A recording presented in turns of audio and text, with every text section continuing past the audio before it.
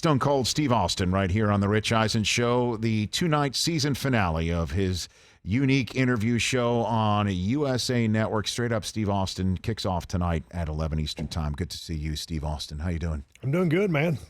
Perfect day for you to be here. Well, any day is a great day for you to be here. Perfect day for you to be here because Baker Mayfield's going to be front and center on ESPN tonight, and he was one of your guests on your show. What was your impression of Baker when you met him? Guy's young enough to be my son. If he was my son, I'd be proud to call him one. I thought a whole lot of the kid before I met him, and then spending all day. It takes a long time to film the show. I hung out with this guy all day long, and at the facility, right? At the facility. In Cleveland, right? Berea, Ohio. Yeah, I got a chance to meet Coach Kitchens and a lot of the guys. When I walked in, I was going to the training room. I saw Myles Garrett back there, and of course, I'm a big Texas A&M guy. All stuff Texas, all stuff football. Sure. Walked in and said, "Hey, man, wasn't that Myles Garrett?" And they said, "Yeah." So I met him as well. He's a big individual. Yeah, and he had a great year last year. Yep. And he's just a supreme athlete. So it was fun to meet all those guys. But Baker's a class act. He thrives under pressure. He lives for those big moments. He never was Plan A until he was drafted number 1 by the Cleveland Browns. Mm-hmm. And I think he's the best. Have you stayed in touch with him at all? Or no, he just like the clip with Dale Jr. He's got his thing going on, and I'm doing my thing. I'm bad about staying in contact with people anyway. Why is that? I don't know. It's just I'm the worst at returning, text messages, voicemails, emails, you name it. I'm bad. I'll get a voicemail. My wife will say, "Hey, did you return so-and-so's call?" I said, "No." I said, "Well, you didn't even listen to the voicemail." I said, "I know. Well, when are you going to listen to it?" "I don't know. Whenever I do." So I don't know why I do that, but okay. That's me. I can put off anything. So what's the number of voicemails that are on your phone right now? Oh, right now I'm clear. You're clear. Yeah, I'm not that guy that gets all the storage backed up so you can't leave a message. Because, okay. Yeah, you never know when that one important phone call that you've got to have comes. So a few weeks later you listen to the voicemail. For you to ignore in a timely fashion. At least I don't know what's wrong with me, Rich. At least you know. That's fantastic. Well, it's pretty cool. I mean, just hanging with Baker, obviously, on the outset of a pretty big season. And the question is, has he written checks that he won't be able to cash? And I'm sure you've come across people where that's a guy that's fugazi in that regard. But you didn't get that sense from him, is what I didn't get that at all. And he doesn't take anything for granted. And if he's going to get an opportunity, he's going to make the most out of it. Right. Last week coming out of the gate, didn't do so great. Team fell short. But they're going to correct that. And I believe in the kid. Yeah. I do. He's going to be just fine. What was it like being around an NFL team, Steve, for you? Because I'm such a fan, and I've met a lot of those guys, in days gone by, and a lot of those guys have been fans of mine. And sure. So just hanging out with them, though, I just love the culture, love the locker room. And when you get there and you get that feel like that's their sanctuary, that's where they all go hang, and that's where it all comes together as far as them becoming a team and doing all things together. So there's a lot of camaraderie there, a lot of pressure on them. Cleveland's really, hungry for a winning season. Right. I thought they did great last year when they put Baker in. And, he was able to break, Russell Wilson, Peyton Manning's touchdown record and not play the whole season. So they're going to be fine. Stone Cold Steve Austin here on the Rich Eisen Show. Is it safe to say the Cowboys are your team or no? I have been a Cowboys fan, here and there. Always loved Troy Aikman, but my guy back in the day was Terry Bradshaw. I was a Steelers fan, watching little Lynn Swann and Stallworth and watching Franco Harris and Rocky Blyer and Mean Joe Green. And all those guys, Mel Blount on defense. I was a big Steel Curtain guy. Well, I would love to see Bradshaw on your show. I mean, have you ever had him even on your pod? Because I would think the two of you together would just be must-see or must-hear TV or radio. I got a chance just 2 days ago to watch his A Football Life of him. Yeah. And I always knew that he was from Louisiana, but that's all I knew. I didn't know he was big into raising championship horses, what kind of background he came from, and man, he was the wrong kind of guy to be coached by a Chuck Noll, because he was that guy that responded to positive response. And that's why his high school coach would say, "That's all right, Terry," or his La Tech coach would say, "Hey, man, we're good. It's okay." Anytime, they always kept him up. And Chuck Noll kind of stayed on his ass. And he didn't respond to that so well. And so they had that very strained, weird relationship. But still won 4 Super Bowls together. Absolutely. Steve Austin here on the Rich Eisen Show. Okay, so what were you like at the University of North Texas that you got a full scholarship to play football there? What were you like in your days? Highly competitive, Rich, but You know, that was big back when North Texas was a Division II school. They're Division I now. We were out there running 40s, and I came from, you know, junior college. And in high school, I was a running back and a linebacker. And I wasn't fast enough to run around you, so I ran over you. And so we're out there running 40s. And Corky Nelson was our coach at North Texas. And we're out there running. And my last name used to be Williams. And he's got this perplexed look on his face. He goes, "Williams, come here." And I said, "Yeah, Coach, what do you want?" He goes, "You're running a 4.9. And I said, "Yeah, I always run a 4.9. He goes, your coach at Wharton said you ran a 4.7. I said, "Coach, I ain't never run a 4.7 in my life." "Williams, get out of here." So I was that guy from me to you, quickest guy on the team, if there's a sandwich or a beer involved, you know. But once you start stretching it out past that, I blew my ACL out on a kickoff coverage about the third game of my junior season. Spent all season rehabbing. Came back and started all 11 games next year at weak side defensive end. A little undersized, you know, started not really a disciplined player. And as much as I love football and pro football, hell, I wasn't even close to making a grade. Okay, so the most talented athlete you were ever in the ring with would be who? Man, where like, okay, this person can really move around, or this person can really do this, or whatever. Ron Simmons. Why is that? Ron was a two-time All-American at Florida State University, defensive tackle. I mean, why he didn't play pro football, I don't know. But that guy, they still know who Ron Simmons is at Florida State. And then you could go to, you know, Kurt Angle, who won a gold medal in the '96 Olympics with a broken neck. And then from a strength standpoint, Mark Henry, the world's strongest man, I mean, he's legitimately the world, or was the world's strongest man. So guys like that, there's so many physical specimens in that line of work. It's unbelievable. Yeah, right. Well, obviously you're one of them. I mean, who named you Steve Austin? Where'd you come up with that? I was Steve Williams, and in Dallas, Texas, when I was getting my start, I went to Tennessee. The booker was a guy named Dutch Mantell. I drove my 1988 Hyundai Xfl over there to the Mid-South Coliseum, and I walk into, I've been in business 3 months, and I walk in, and back in the old days, there was a guy from the University of Oklahoma named Dr. Death Steve Williams. So I couldn't use that name because it would cause confusion on the card. So Dutch Mantell looks at me and says, "All right, you're Steve Austin." And I said, "Well, I don't want to be Steve Austin because I had respected the $6 million man. And I didn't want to copy that." Sure. So he goes, "You got 15 minutes to come up with a name." So 15 minutes goes by. I couldn't come up with nothing. He says, "You're Steve Austin." I said, "No." He goes, "You got 5 minutes to come up with a name."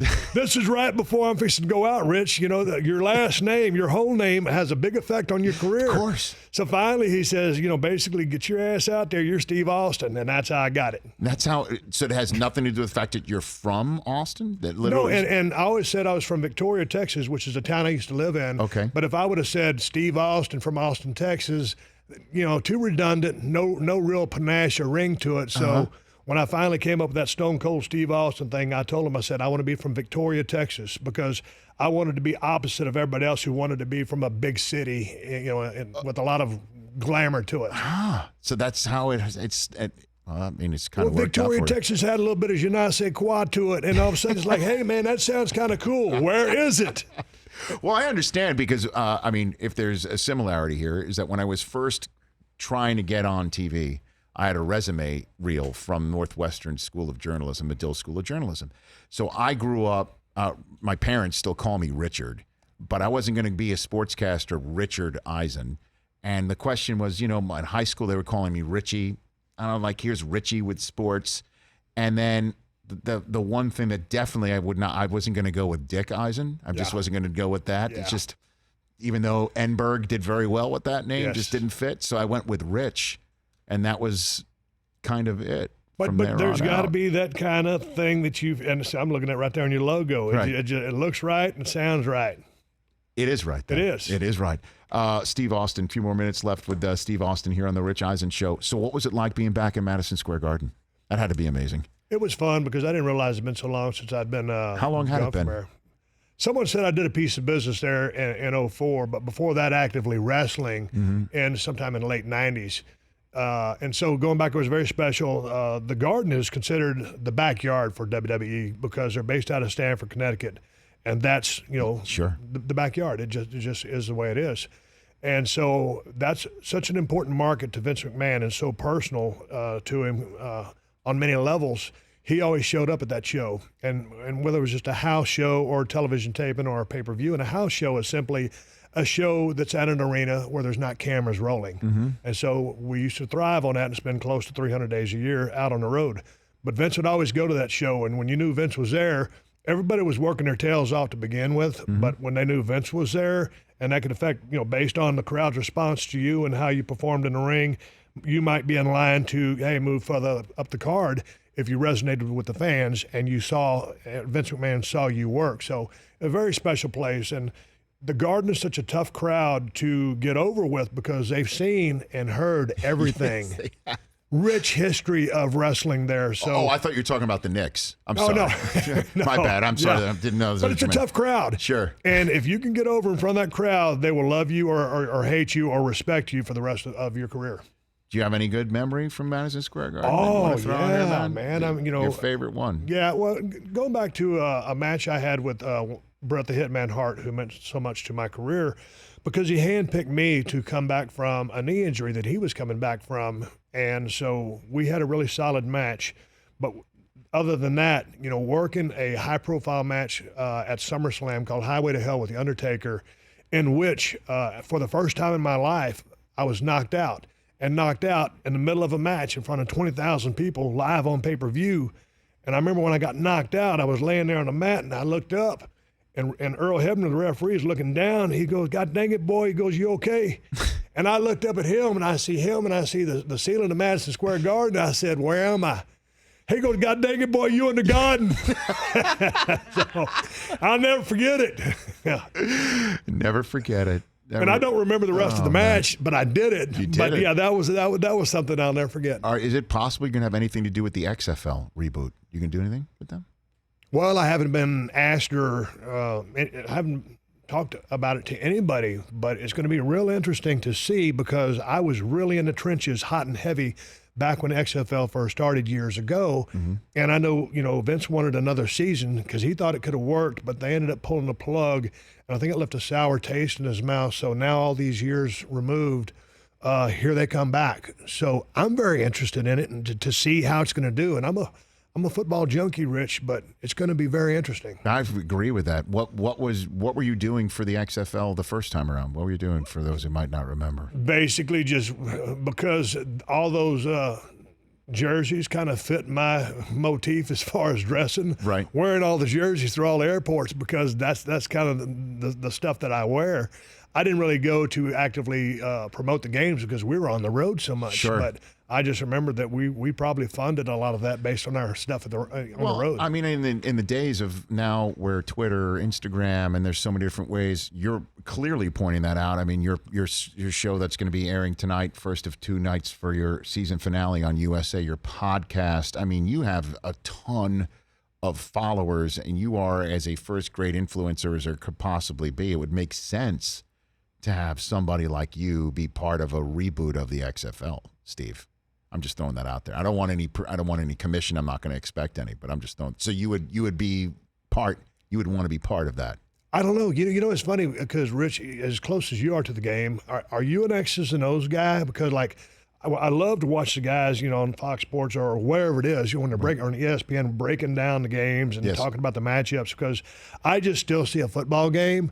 And when I hear those analysts break down, the matchups and how, this team has an advantage this week based on, what everybody's bringing, to watch those guys that have played so long to break down a game, I'm not capable of doing that. Well, I just go on a gut instinct and say, hey, man, I think Cowboys going to beat the trash out I'm of just thinking you should be just stick you on the sideline at the very least if it's something you'd want to do or something to just be part of it. If you fit the schedule, All right, we'll get that out there. At Steve Austin BSR on Twitter and Instagram, and tonight, Straight Up Steve Austin, 2-night season finale starting at 11 Eastern time. How have you enjoyed just the making a television show and having a conversation with people that you'd like to talk to? How have you enjoyed that, man? It was a great experience, and we shot the pilot. Tonight's episode is Trace Adkins.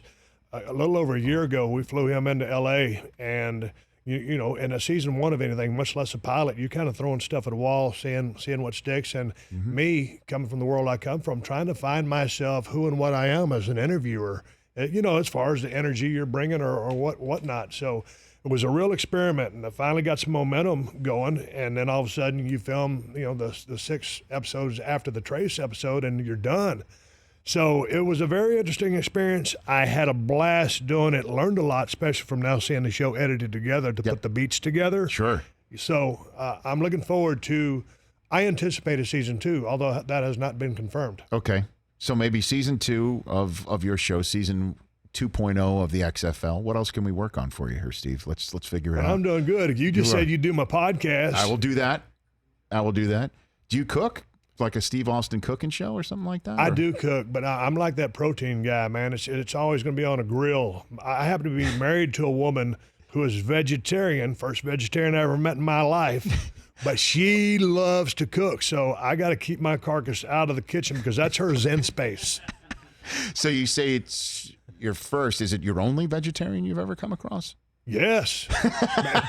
Hey, man, it's 15 years ago, Rich, in South Texas. When you roll up to a McDonald's and I'm ordering about 6 quarter-pounders with cheese, and she orders a McVeggie burger, and they're like, "What do you mean? Do you just not want us to put a patty in it?" Because in L.A. they had them at the time. So she ate a lot of salads down in South Texas, and she wasn't digging it. So a veggie burger in these places is just a burger without the meat. It's just bread. It's just bread. And lettuce. They probably charge you about the same. Some fixins. Do you not want the patty in it? That is hilarious. Yeah, that's what a veggie burger was back in the day. Oh, man.